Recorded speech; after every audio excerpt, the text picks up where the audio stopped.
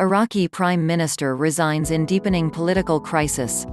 Prime Minister Adil Abdul-Mahdi of Iraq formally submitted his resignation to parliament on Saturday and asked lawmakers in a televised national address to quickly agree on a successor. But Abdul-Mahdi's resignation may not spell the end of the turmoil that has racked the nation over the past 2 months. Parliament is scheduled to meet Sunday and will vote on accepting his resignation, but it has yet to agree on an alternative. The resignation of the government is a method of peaceful handover of power in democratic systems, Abdul-Mahdi said in his brief speech, adding that the government had tried to meet the demands of the country's widening protest movement. Protests driven by anger over political corruption and Iran's influence over Iraqi politics, coupled with the government's violent response, had put Abdul-Mahdi under intense pressure to step down. At least 400 people have been killed in the unrest, according to the United Nations and hospital sources. Assuming Parliament accepts Abdul-Mahdi's resignation, the formation of a new government could go quickly, but it will more likely take weeks, if not months.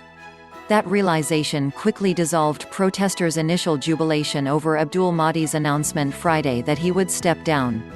Abdul-Mahdi and his ministers would still serve in a caretaker government until President Barham Saleh requests that the largest bloc in parliament name a new prime minister and that person's ministers are then approved by a majority.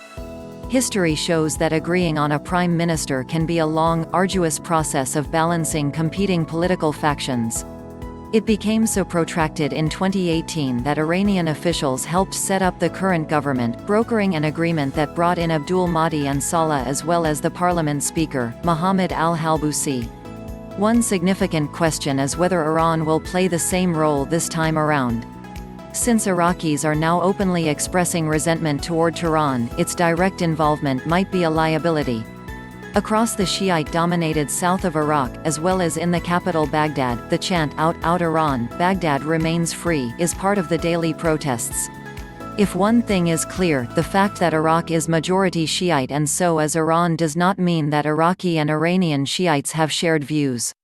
In Najaf, a city that hosts several million Iranian pilgrims annually at its shrines and where Iranian clerical students train in its religious universities, the resentment of Tehran's insertion into Iraqi affairs is running so high that protesters burned the Iranian consulate there on Wednesday night. 3 days later, the walls of one office in the complex were still faintly warm from the flames. A wall of file cabinets had been burned to a shell and the papers that had been inside were little more than a pile of ashes. The door had been ripped off a safe. In the courtyard, the smell of burned wires and rubber drifted in the air as half-blackened documents blew in the autumn breeze and a single, charred sandal lay on its side.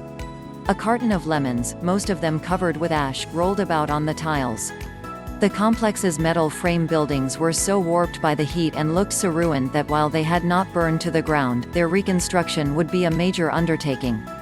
No one was inside when the complex was set afire because the only 2 Iranian employees left through the back door when security guards realized they would not be able to hold off the protesters, said Abu Rusul, one of the guards. Just a few hundred feet away, the shrine of Ayatollah Muhammad Baqir al-Hakim, a cleric assassinated in 2003, was a scene of tension on Saturday with protesters facing off against Shiite militiamen protecting the site. Al-Hakim, although an Iraqi, spent years in exile in Iran and was part of the opposition to Saddam Hussein. Now his links to Iran have made his shrine a target of demonstrators. Skirmishes continued at the shrine late Saturday afternoon. Protesters, who were largely unarmed, were coming into emergency treatment tents with gunshot wounds, said Muahin Yassin, a 5th-year medical school student who had volunteered to help.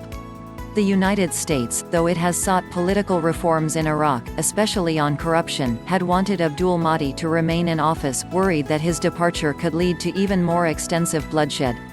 Abdul-Mahdi, however, has been unable to control the violence, and the pressure on him to step down has built for some time.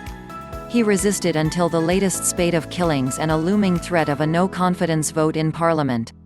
On Friday, Grand Ayatollah Ali al-Husseini al-Sistani, the senior Shiite cleric in Iraq, urged parliament to stop procrastinating or the country will pay a high price, and everyone will regret it.